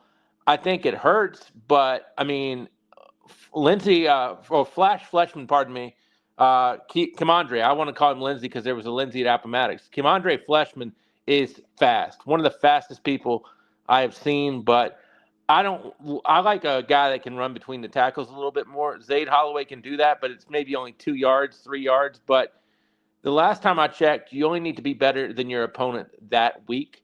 And as long as Heritage can do that, I think they'll be fine. Having the game, and let me say this too, and I'll say it like GW Danville, JT Christopher, I'm assuming, is a pretty good home field advantage. City Stadium is not. I mean, I'd rather play there than go to LCA though, or go to wherever else. So I mean, but City Stadium, there's a lot of bare metal that you can see because it's a huge stadium, and we don't live in the 80s or 90s anymore when Glass was playing GW or Glass was playing Heritage or anything like that. So I'd rather be at home than go on the road. And Bob, I'm going to add something to that, and something I've been preaching all year long. And I've sent videos and pictures back to Gregory and Devin to get on our website for sights and sounds of football games. I would definitely agree with you. In the past, GW used to have the absolute best home field advantage of anybody that I've ever known in the past. And here recently, and I can't put my finger on it. Joe might be able to have an answer to this, but I can't put my finger on it. GW plays talented and good football teams in that stadium, and people just do not attend the games, and I just don't understand. I mean, I was at the Glass game. It was sparse. I didn't go to the Botetourt game. I don't know how well the crowd was. And just the other night, I sent a video back to Gregory and Devin that Magna Vista, they were on the visiting side with the short stands, but I guarantee if you put the people together, they had more people than GW did. So I'm very disappointed in that home crowd, and it seems like every week I kind of challenge that home field, that base, to get out there and attend these games because these boys from GW need that attention. The only thing I can say is we live in a different world. I mean, I hate to be like that and be the old curmudgeon. I think you're right. We were talking off camera just before we all started, and actually we're talking about this specific thing. And it's not just coming to Danville and see whether that big stadium is full or not. I think that whether you're at City Stadium or GW, Bob hit it on the head. I coached at GW from 90 to 96, and that's kind of like the heyday of GW Glass kind of thing. Those were community events that you would go to. It's a little bit more like Matt was talking about that still exists in Southwestern Virginia, where the whole community shuts down and comes out to the games. I don't think they attend games like that anymore. But yet you still have these really big stadiums that can look a little bit empty if you don't get a really big crowd in it. I remember when I broadcasted the game at Giles with William Campbell and Giles, I am positive that if anybody wanted to commit larceny that night, go to Giles and just rob houses left and right. You could probably have whatever you want because the whole town was at the game. We do not live in those times anymore. If you go to Lynchburg and try to rob somebody, if you think they're all at a Heritage game, you're probably going to get shot. No, I do want to make a continue the sidebar. I mean, Matt, you wrote an article about kind of the coal fields and just kind of that whole community feel there in Southwest Virginia. I mean, how are they able to do it every single Friday? They get the town out there and everyone's at the game, and it's just a different atmosphere there in Southwest Virginia. Yeah, man. They, everybody works pretty local to, the town or where they live. And a short answer down here, man, there's nothing like high school football. I mean, the only place where I've known it to be high school football to be a bigger deal, it would be in Texas. I mean, these people in here, they love it. They live it. They breathe it. Literally, it's like I said earlier, it's like a movie. You go down here to the diner in town in Honeacre, there's articles up everywhere. You got old guys sitting around talking about the game.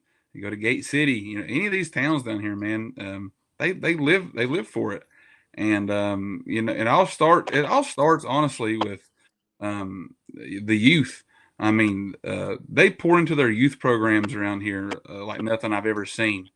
So I think that's the big part of it. Is it starts with the youth, and there's a lot of pride. There's a lot of small town communities around here, man. Small schools, and it's just a lot of pride. And you're playing for your little town.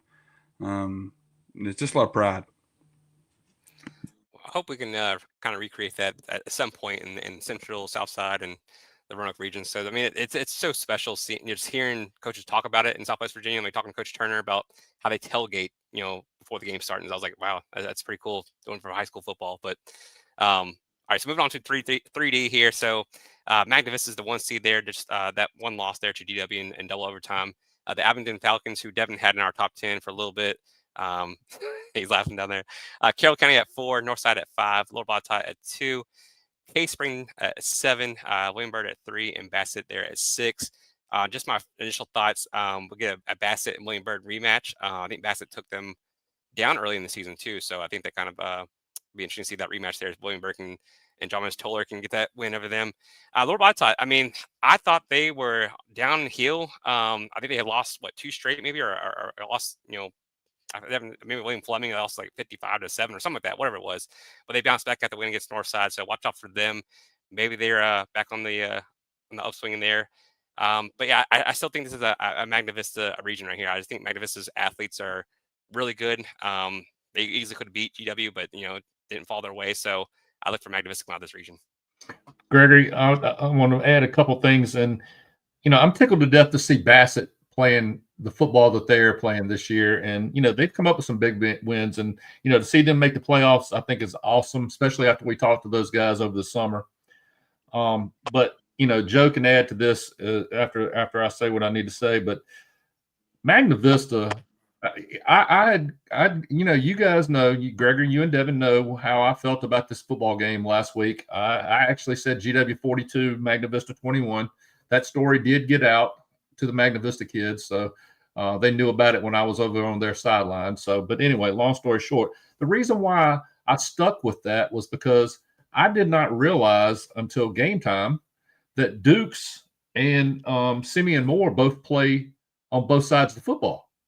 And I thought with that big line and with GW running that football like they do, I just knew they would be dead dog tired going down the stretch. I just knew by the time fourth quarter hit that you wouldn't see them any longer. But I was so far from right. I was wrong. So just to let you know, I actually think that it's going to come down to Magna Vista and Heritage playing for a state championship. Magna Vista, in my book, I thought that they played, toe-to-toe, fought, they sparred with GW left and right. And let me tell you something. This kid, Simeon Moore, I have not seen every quarterback in the state, so I'm not even going to pretend like I have. This kid is as good as any kid I've seen play football. Me and Joe talked about it on the sidelines. This guy, he didn't get his uniform dirty on the offensive side. Nobody got close to him unless he tried to, make a run on the RPO or something. But he was letting the football go and letting his receivers just take off. I mean, he was hitting them in stride. All they had to do was run underneath the ball. Dukes, I looked at Joe one time. I said, man, this guy really don't have that kind of speed, but he can run over people. And just as soon as I say that, he gets to the line and he burns it for 55 yards down the left sideline. So I just think this team has so many weapons. I didn't even mention Tyler Martin. This kid caught 3 touchdowns, 3 bombs. I mean, he's got Anthony Scott, another kid that can burn it. And Dukes can run the football with anybody. Like I said, he's going to get you 3 yards on every carry, and then when he gets through the line, he can take it to the house. So look out for Magna Vista to make some big time noise. And like I said, I think they'll meet Heritage for the title. I think Magna Vista is the favorite in this group as well. I think Botetourt, honestly, Greg, I think they're better than you might think in certain ways in terms of ball control and running, and keeping the clock and moving it a little bit at a time. They're pretty strategic about throwing it. That said, honestly, until about the last, GW was up on them by 18 with like 3 minutes left. And I don't know. We can talk about GW's back in here shortly in terms of pass defense, because that ties into the Magna Vista talk as well. Greg's right on in terms of Magna Vista. The other thing to keep in mind is not only are they well coached and seasoned, they're old. That core group of athletes they have, Moore, Dukes, Martin, the Scott brothers. What would that be? That's 5. Those 5 guys. There's 4 seniors and 1 junior in that group. They've been playing there. I thought Moore graduated 10 years ago when the season started, because it feels like he's been there forever.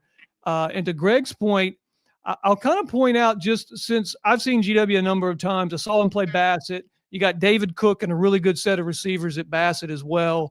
In that game, GW completely shut down the Bengals. They got good receivers. They're pretty quick, but they're still not quite on the same speed level as what Magna Vista has. And I think GW gambled a little bit on the back end of their defense against receivers that were just a little bit faster than some of their DBs were, and they got burned. In regards to Moore not really being on his backside, GW was getting pressure, but what I think I noticed was they were getting the ball out super quick. And Moore throws a ball similar to what maybe a prime Russell Wilson used to do. If you remember Wilson, he put so much air under the ball, and it would just up and down and let his guys run under it. And when you got burners like that, like the Scott brothers and Martin, that's what they were doing to get the ball out really quick against GW, even though I think GW's front was still getting penetration, versus when GW played Bassett. Bassett was probably holding the ball a little bit longer, so much to the point that they were 0 for 11 passing in the first half against GW. They had a grand total of 100 yards passing, and about 70 of it came on the ball that GW actually intercepted. I'm talking about Bassett now. And the kid threw it back into play, and the Bassett player was laying on his back on the field and caught it. So all I'm saying is I think Magna Vista is experienced. Obviously, Faveros does a great job coaching them up.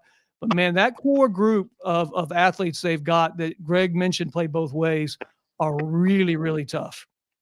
And Joe, I'm gonna add a couple things. He's got 2 tight ends that he can bring in there and throw them as well. And me and you wound up intercepting a conversation on one of the kickoffs, and it just so happened to be with Tyler Martin and the GW sideline. And the GW sideline was sitting there going, "You have caught your last touchdown, buddy." This was a couple minutes before the half. "You have caught your last touchdown." And he looked at every one of them. He says, "No, I'm not finished for the night." He said, I know I got one more in me. And sure enough, he catches a 48-yard touchdown pass on about the next play, I think. So these kids can mix it up with anybody. So I look for them to go a long way.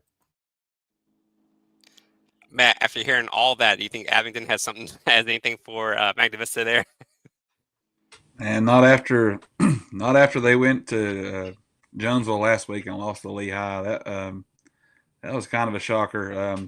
I've watched some Magna Vista on film. I've seen Lord Botetourt in their game against Rye Cove earlier in the year. Obviously seen Abingdon. I've watched a little bit of Carroll County, but I don't see anybody out of here beating Magna Vista besides Lord Botetourt. I've kind of read a little bit about Bird. I know they got a good team, but I think Magna Vista comes out of here. I think they beat Lord Botetourt in the region championship.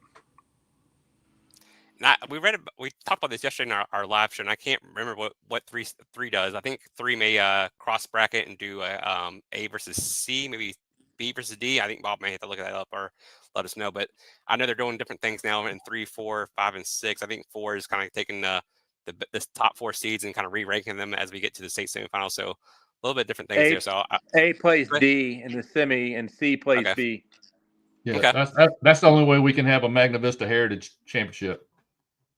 Well, do you- I've got a question for could Big that happen? Greg.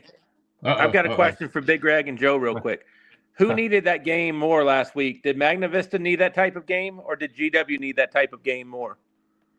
I'll go first, Joe. In my opinion, GW needed that game first and foremost, because let me tell you, I was at the Salem game last year, and I think Joe was too, in the playoffs, and Salem just run roughshod over top of GW. Wherever Salem wanted to run the football, they ran the football. I just feel like they needed this for that playoff run. I mean, hey, if we got to go 2 overtimes, then we'll be here all night. So that's kind of the way I looked at it.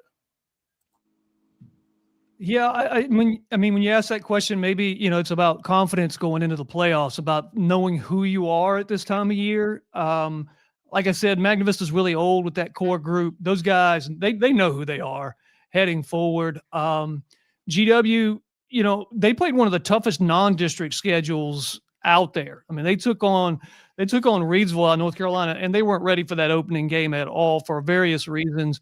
Reidsville's already won 23 state titles in North Carolina. They might be headed to 24 with 2 D1 guys there now. But after that, they kind of found their footing with Botetourt and Fleming, and having to play rivals Glass and Amherst, all out of district games. But having said that, you really don't find out truly who you are until you get into those really big time matchups like they had against Magna Vista. And then to be, pushed to the limit throughout that game. Nobody really separated in that game, although it looked for a stretch there in the second quarter like Magna Vista might get away from them a little bit, largely because of that pass that Greg just mentioned a moment ago. It was 4th and 15 at the 50 with 30 seconds left before half. And GW goes cover 0 for some reason with no safety on the back end. And Martin they just run right by them. That kind of thing. That's a little head scratching at times. But in answer to your question, yeah, I think maybe GW needed a little bit more. But at the same time, they've been building this identity throughout the course of the whole season. So I don't think it would have broke them one way or the other if they didn't win that game. But man, it really ups their confidence just that much more as they head into the playoffs. Well, and the big thing too, I think about Gregory and Devin and Big Greg and everybody else is the EC Glass win for GW. I don't think was as good as they thought it would be because Glass did not perform the way that I think a lot of people thought they would. So GW didn't get maybe as many points as they thought they might get. So stuff like that really kind of can come into play on this. You talked about Appomattox earlier. Appomattox got hot, and that helped Heritage and other people that beat Appomattox when you look at these playoffs too. And Yeah, look, I think we jinxed Jamar Lovelace in the Glass. We did an interview, and I don't think they won a game after that. Maybe so. That's on us. Congratulations, Sports Illustrated. Listen, I want to make sure everybody knows. I mean, I don't make no bones about it. I'm a GW grad, but at the same time, if anybody thinks I'm a GW homer, they need to get that out of mind because I want to go on record after that first loss to Reidsville. I believe if you went back and pulled our tape, I think I kind of said something to the effect of GW's headed downstream. They won't be at the playoffs. And I think I said they'd finish 5-5.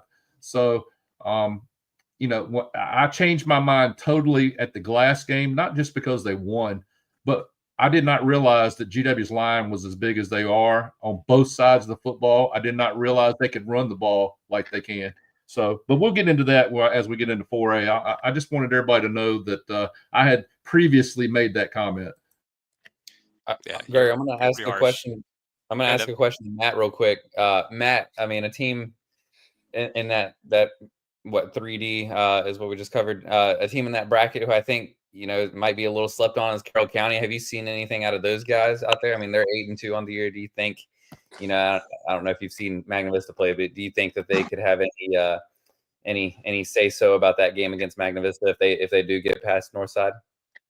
Yeah, Carroll County, they got a good team, but I don't think that they can beat Magna Vista, to be sure. Good season by the Cavs though. They got a good team, but and I think Magna Vista 2 or 3 touchdown win over that. Yeah, I agree. I tried to put Carroll in the top 10. They won't let me do it. So Carroll has a good team for sure. But looking at 4D here, so 2 left here for 4D and 5C. So 4D, we have number 1 GW Eagles against Blacksburg in the first round. Sharando Warriors versus James Wood Colonels. Sidebar real quick, James Wood might have a very ugly logo here. I mean, I don't know if the W and the J match up like that, if you guys can see that or not. But anyways, moving on. Hanley Judges the 2, Liberty Eagles the 7, JF 3 versus a rival there in EC Glass. So interesting 4D here. I don't know much about Hanley as a 2 seed there. I think they had a really good season as well. I know about JF. We've seen JF play. That's gonna be a really interesting semifinal there if those two teams win. I don't know if JF's line can get that win. Go ahead, Bob. That'll be a Saturday game, by the way, because Hanley doesn't have lights. Oh, okay, that'd be interesting. So yeah, we don't worry about any jello legs there on a Friday there for that one. So, gosh, I don't know. I mean, GW for years, I thought they had a team to get out of the region, and it seemed like they could never get past, Salem or whoever it was there in that second round game. But it'll be interesting, that matchup in the semifinals against Sharando or James Wood. I don't know much about Sharando, but I know they've had some issues with Sharando in the past. But this GW team, this looks different. I mean, that line that we talked about on offense and defense, it's just they're a big line. I think they're suited to make a run in there in 4D and possibly win the region, I think. Possibly against Hanley or JF. Gregory, and Joe can piggyback off of this, but, I made mention to this the other night. We all talk about today, what's going to happen Friday or whatever during this game, whatever. Listen, Nick Anderson has bright fields ahead of him because, he's got both Brandon and Lipscomb and Tayshawn Nash and Octavian Covington, and Joe could probably add to it. Jahari Nicholson, they're all juniors, man. I mean, he's got a bright future ahead of him if all else fails this year. But let me say something. I don't know. And like I said, the Glass game I went to, I fell in love with this GW team because, it was almost like back to the old Packers, 3 yards in a cloud of dust. Let me tell you something. Brandon and Lipscomb, they can run over you or they can run around you. And, not to say that they don't have any three and outs. Me and Joe witnessed a couple of those last week. I think even Brandon coughed up the ball once in the first half. But I'm going to tell you, this is a 4-quarter team. They're going to keep themselves in the football game. And we did witness one thing that I looked at Joe twice, actually. It happened on 4th and 15 twice Friday night. And that was 2 touchdown passes over. I know the first one was a little bit shorter. I think it was about a 25, 30-yard touchdown in the corner. And then we had a 48-yard touchdown to Martin in the second quarter. And I was kind of lost in the moment because I was just trying to find out why we didn't have anybody back, too deep or whatever. But, we kind of made some adjustments, or GW kind of made some adjustments in that second half. And, you only saw one bomb over 50 yards in the second half versus, a couple of them in the first half. But I just think this team is built for 4 quarters, and they're going to lean on you the whole game. And, they just don't give up a whole lot. I don't necessarily think that they take advantage of everything. I think he can still use Tayshawn as a tight end across the middle a lot more than what he does, but he's also a good blocking back for those guys too. So I'll turn it over to you guys. Yeah, I think we've kind of touched on GW pretty good. Yeah, they are really big up front. They have depth too. I think that's what some people might miss is there are times where they've got Chris Law, for example, who's a Liberty commit. He's arguably the best lineman, but there's stretches where he doesn't play offense at all. They just play him on defense. Donovan Reeves, another one that he can play both ways. They'll put him in the backfield. They'll put him kind of the sniffer back, but he plays D line most of the time. And they will wear you down, which actually works in their favor against teams that maybe like to make quick strikes or big plays, is they will gobble up the clock and they will eat yardage. And to this stage anyway, now they could run up against somebody that can man up against them up front, but to this stage, nobody's been able to stop them on the ground.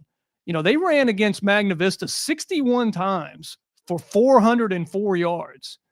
And if GW, Greg, I know you've been apologizing all night to all the Magna Vista folks, rightfully so, for the 42-21 thing. But I think there was a stretch there that the first touchdown that they gave up, they actually played cover 3 and had a safety that didn't get over the top on that one against Martin. And maybe just Martin just beat everybody, right?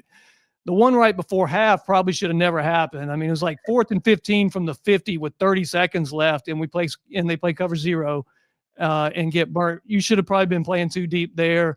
They shouldn't have given up that touchdown. It could have been GW by 10 or 14 in regulation, to be honest, if they could have shored up the back end on at least 2 of those plays. And I've given Magna Vista props all night, and rightfully so. Man, just a really good team. To your point, they have 3 sophomores playing along the line right now. And if you want to get an idea how big this line is, Glass is 6'4", 300. Reeves is 6'6", 340. Witcher is 6'3", 325. They're all sophomores. Yep. And they got a junior Noble that's 6 foot 340. And as I mentioned before, 2 of their best linemen, Reeves and Law, don't even always play on the offensive side of the ball. So depth will really carry them a long ways. And from my time coaching, and also I think just from a fan perspective in football in general, you coach it and you watch it from the inside out. If teams are really dominant in and around the tackle box on both sides of the ball, meaning they can run and they can stop the run, man, that travels in the playoffs big time and matches up really well. Obviously you don't want to give up the big plays in the secondary. If they can shore those up, man, they could go a long ways. And, to reiterate, I do have GW playing JF in that region final. Or would that be state quarters? What would that be? That'd be region final. Okay. I'll ask Bob. I mean, Bob, do you see? I mean, I don't know if you know much about Hanley. Do you see JF getting past Hanley and playing for that region final there, and maybe in Danville? I do.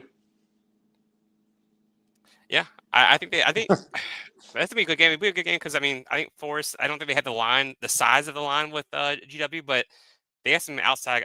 The ends are pretty fast. I mean, you got Slade Cassie. He's very quick, so I think it would be definitely a good matchup. They have some athletes there too at JF, so would definitely be a good region final there. I still think GW's line would carry them through though. I mean, I think they just are lean on you and pound you until you into submission. So, but yeah, I see GW. The biggest thing is JF's quarterback got hurt last week. Jackson got hurt. They had to move Xander Coleman, the quarterback, and that takes away kind of what has been told to me is the Swiss Army knife. The Swiss Army knife is playing quarterback. Honestly, I looked at it just as much of they went like a single wing T type of thing. But it does take away it kind of messes with two areas of the team, maybe even 3, because you don't have your normal quarterback back there. Your normal quarterback is on the bench getting his shoulder taped with ice, and instead of having a pocket pass, you've got a guy that can roam. So I think that makes it difficult on the offensive. I don't know if difficult's the word. Different for the offensive lineman as well. And Bob and Joe, I wanted to add something to this GW thing. I just feel like in years past, there was just something that they had to get over. Like last year, I thank God Salem is out of the playoffs. I'll just say that. And I think GW is tickled to death that they don't have to play them. I don't care if they're 5-5. I'm glad. I think GW is tickled. They don't want to see that offense at all. And that's something they've had to overcome in the past. And it's like exercising demons. So, in my opinion, I just don't think that they're going to run into anything this year that is going to surprise them. I mean, they've seen offensive, they've seen lines, they've seen defense. I just think they've seen everything that they need to play. Even in the loss to Reidsville, they've seen that type of team that they don't have to worry about that anymore. I just wanted to add. Oh, go ahead, Joe.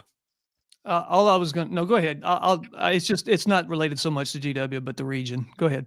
Oh yeah, I was gonna mention about Sharanda real quick, just because some common opponents there. They beat Amherst 41-0. Beat James Wood, who they're playing in the first round, 49-20. Only lost to Hanley by 7. Lost 14-7 to Hanley. So, watch out for a potential Sharanda matchup there in the semifinal. It could be a really good one too. I hope they don't overlook Sharanda. Looking forward to the region championship. So that's the only thing I was adding. Yeah, and if Joe needs to feel good about himself, let me give that comment, because like Joe said, the line travels. I 1,000,000% agree with that, because if GW can block up front, heck, if anybody can block up front both ways, I'll take them every day of the week.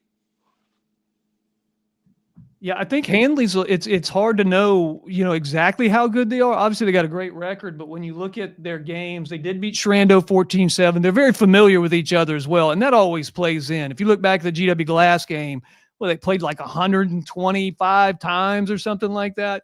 They know each other really well. That could go either way. I mean, sure, Handley beat Shrando, and then they beat James Wood, but they got absolutely crushed by Kettle Run. It was like 34-0. So I haven't seen Handley, so I'm totally speaking under correction here. I don't know how good they are or what their strengths and weaknesses might be, but yeah, I think Sharando's in the mix. If JF is down a quarterback, that could change it enough that, it could even out the playing field a little bit there. It could be a toss-up in terms of what this final looks like. I think the last thing I was just going to say is I don't want to get ahead of us, but when you look at 4D matches up with 4C in the state semis, whoever comes out of this region, and I'm not knocking 4C, but just looking through how those teams have played this year, I think whoever comes out of 4D as the regional champs going to have an edge against 4C in the semifinals, trying to get to a state championship. And Joe, I'm gonna ask you something, because I was under the influence, or we have been under the influence, that when you get to those 4 region champions, that they're flipping or they're reseeding those teams. So I don't know. I was kind of looking at D and C playing and A and B playing too. So I had it as a Varina and GW final, but I don't know. Gregory, can you throw some info in on that? I'll have to pull it back up. I thought I saw on the VHSL website that 4 is going to do something completely different again this year. So last year they were the only ones who did the cross bracketing in the semifinals. I think this year they're going to take the 4 region winners, and I don't know the analytics or how they're going to do it, but they're going to reseed them, and they'll play the top 2 seeds play at home versus the other 2 seeds. So I don't know if GW wins the region, and all of a sudden they're a 4 seed playing that Verona or who it might be. So I don't know how they're going to do that part. But just y'all correct me if I'm wrong on the actual letter matchups in terms of it is D against C regardless of who's home, right? Except for 3. I think 3's got something weird going right now. Right. Yeah. Just in regards to 4. Right. Just in regards to 4. Right. Yeah. 4 is normal. Yeah. In which case, GW couldn't play. In that case, GW couldn't play Verina until the actual state championship game. Yeah.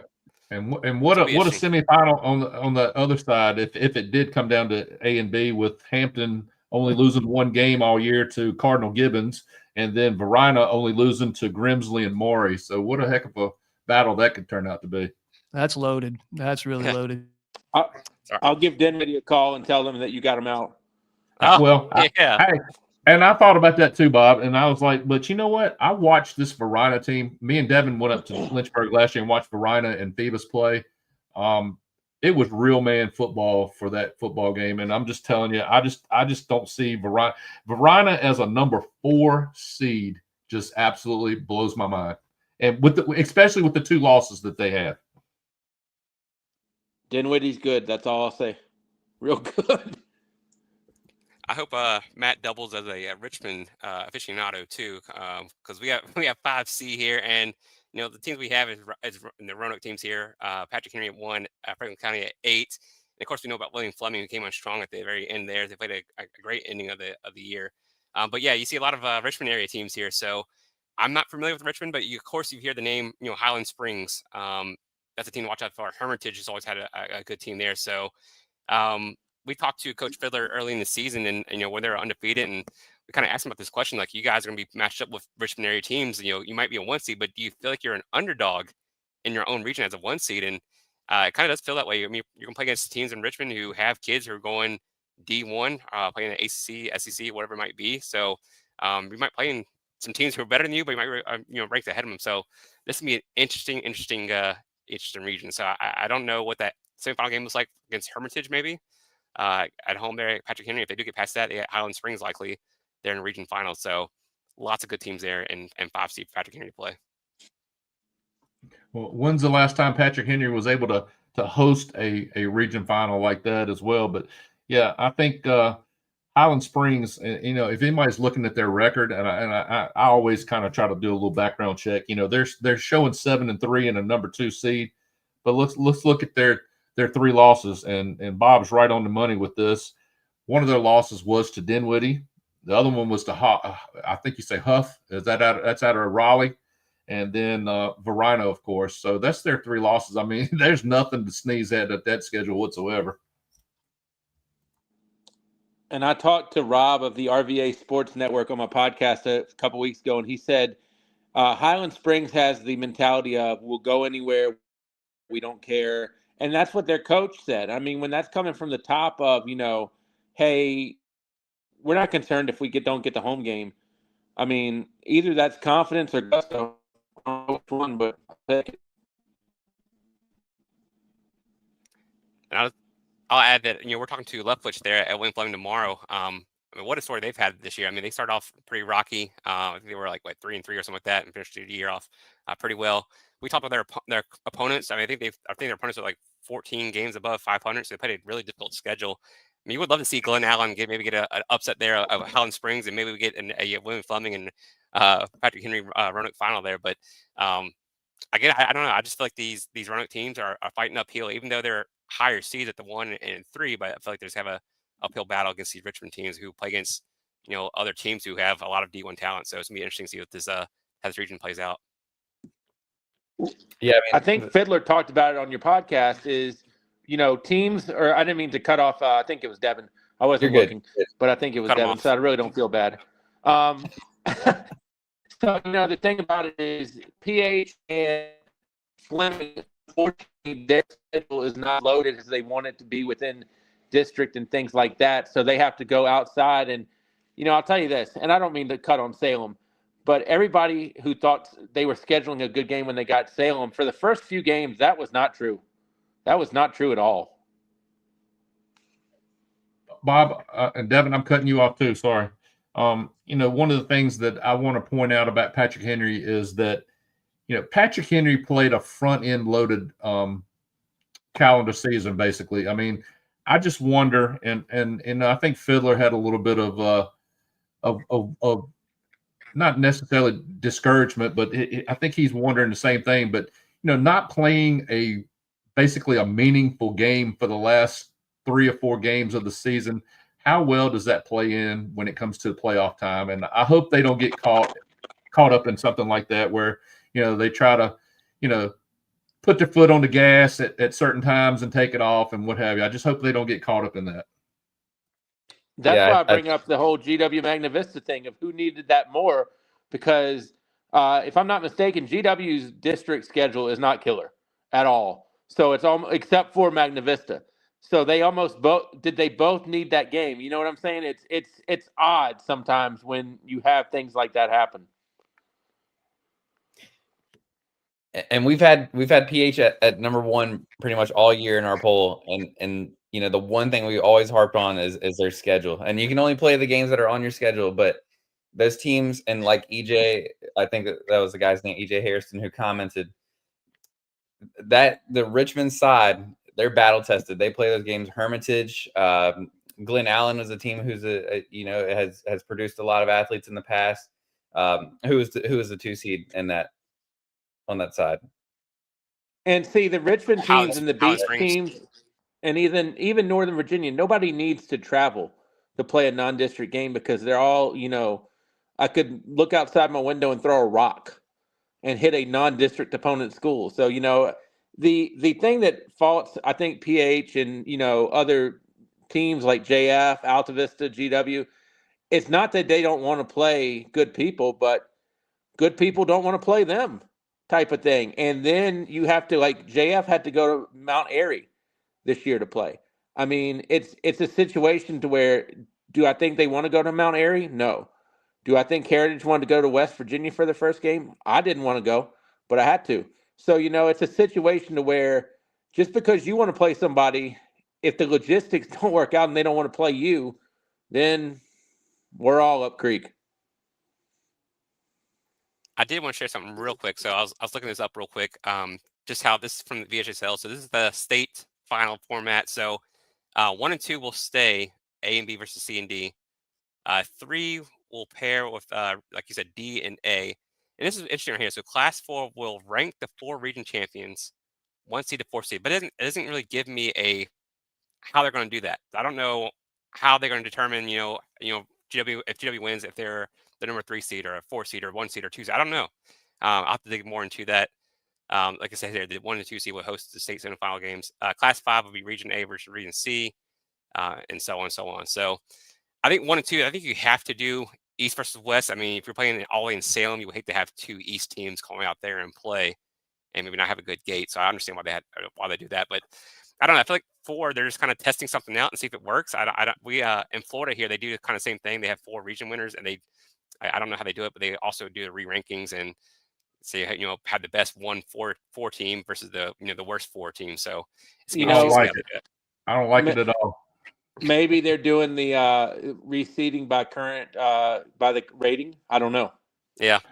Well, if that's the case, Bob, it's going to be, I mean, if I had, if what I picked come true, Hampton and Varina and GW and Loudoun County, I mean, GW and Loudoun are going to be 3 and 4, no doubt. Or 4 and 3, whatever, however you want to do it. But those 2 Yeah, are I going haven't to be, looked at the ratings for all of them, to be honest with you, so I don't know who sits where.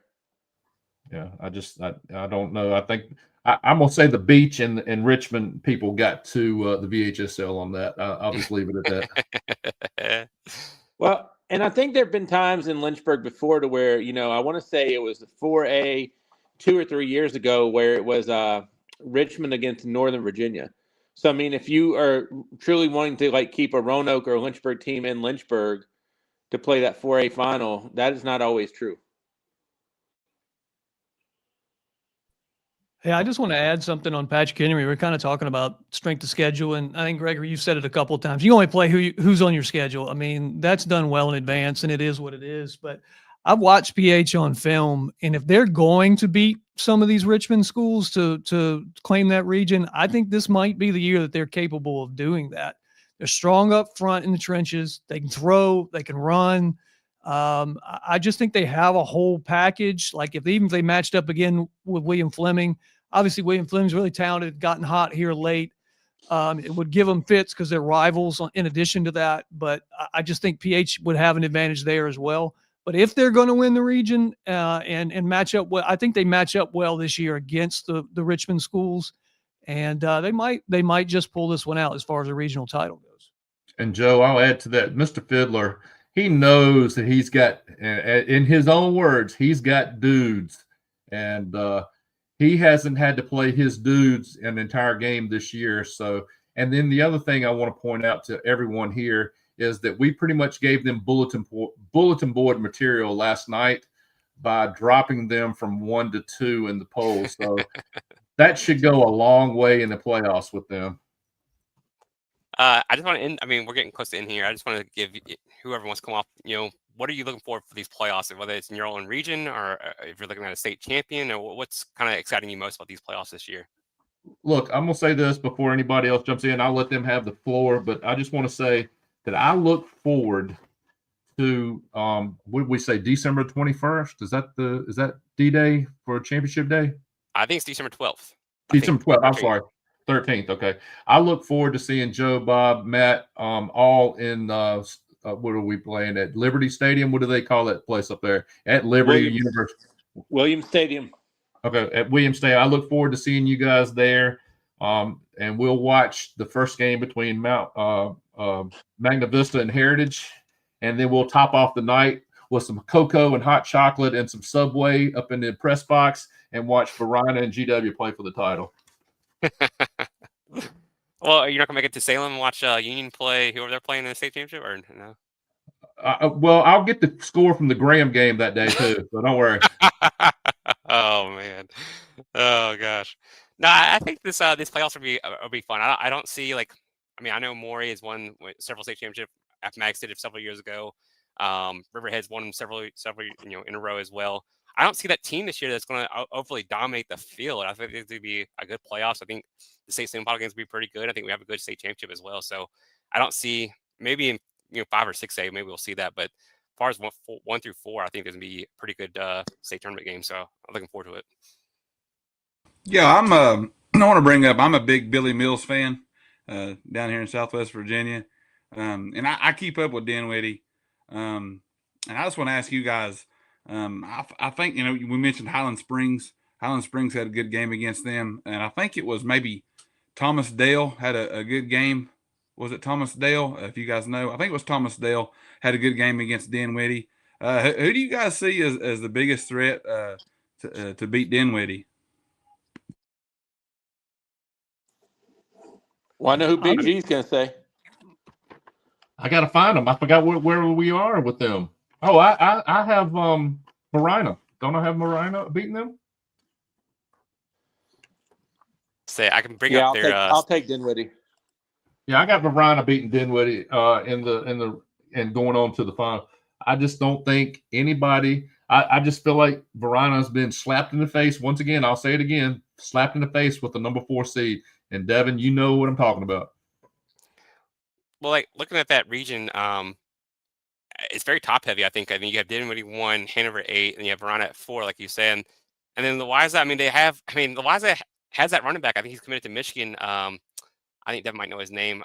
Is it Hiller or something like that, Devin, or whatever his name is? But he's going to Michigan. So look for Louisa if they can run the ball against Dinwiddie possibly. But I think the region champion comes from that Dinwiddie Verona game. I don't know if Louisa has more than just running that ball with the kid from Michigan. So it'd be interesting to watch that too. All right. So I think we've kind of hit on everything. Before we go, I just want to, Matt and Joe and Bob, whoever us go first, I just wanted you guys kind of give where you guys can be located on social media, like your Facebook, Twitter, or if you have Instagram, whatever, just kind of give it so we all the fans can follow you guys. Yeah, I'm on Facebook, Instagram, and TikTok. Mountain Mojo Sports Talk. You can find me on all 3 of those platforms. And hey, come on, read my stuff. Not boasting myself, but I put a lot of time and research into the stuff that I put out. So any likes, comments, shares, it's definitely appreciated.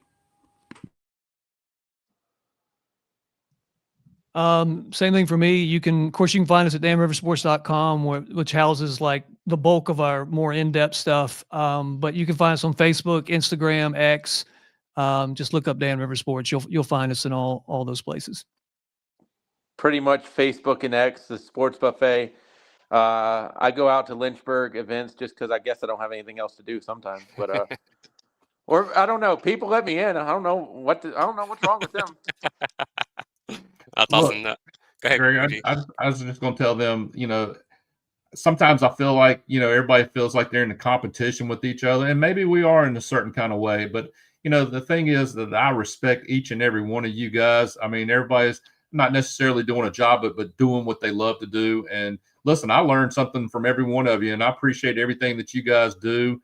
And, if I'll let you know that our mission here is to give some of these kids a opportunity to play on the next level. And I'm not saying we're always going to get you Division I, at all. I mean, it might be Division II, it might be junior college, whatever we can do. But that's our kind of our goal or our mission is to help some of these kids further their education and be able to play on another level. So, but I appreciate you guys so much. And yeah, we learned so much from you all when we see y'all out there at the game. So thank y'all for joining us tonight. I really do appreciate it. And real quick, I think about it this way. When I interview people, whether it's serious or silly, not only am I helping, in my opinion, hey, you're going to have a job interview one day. So you need to know how to talk to people. And I think talking to, I hate to use the term media for myself or journalist because I'm anything but when you have to talk to adults and your kids, I think it's just a growing point of life. Yeah, no, I agree. And I'll echo what Big G was saying. I don't feel like we're in any competition. I think we're all kind of different areas, kind of covering the kids. And I think it's all about them.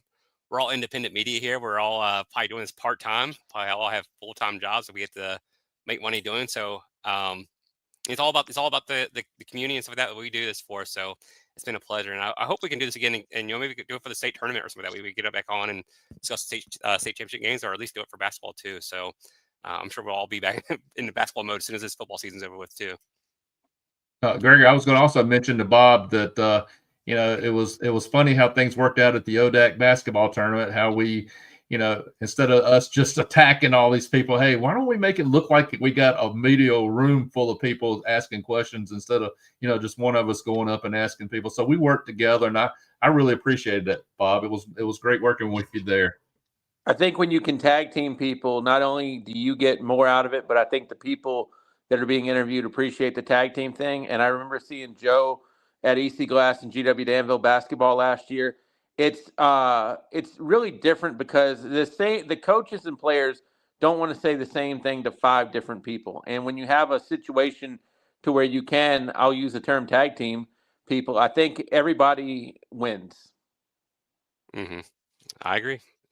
But let me point out something, and not to give anybody more credit than the other.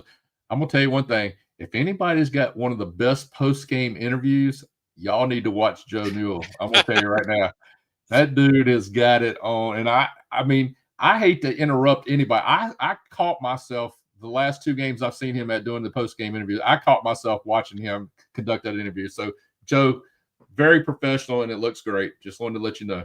Just remind me, Greg, again, what your Venmo or Cash App is. Send something over that way. Coming your way. Hey, I'll just say this to reciprocate, and it's genuine. I mean it. I want to say thank you guys, obviously, for having us all on tonight. It's been great. Covered a lot of ground. I didn't know how we were going to cover this much ground, because to hit all these classifications is a lot. But man, thank you guys for all that you do with District 2. And I think we're all just in it, man, that these kids get the most out of sports and learn all the things they can learn from them, take that with them to the rest of their lives, whether it translates to college athletics or not. They learn so much from just participating, and what all of you guys are doing, man, that just motivates them to get involved, to stay involved, and really hopefully take the most of it with them. So just congratulations to everybody. Yes. Yeah. Joe, Matt, Bob, thank you guys for coming on. And yeah, we'll do this again soon. guys. Matt, I look forward to seeing you Thanksgiving weekend when Union plays Richview for the state for the region championship. So thank you Right. guys. All right. Thank you guys.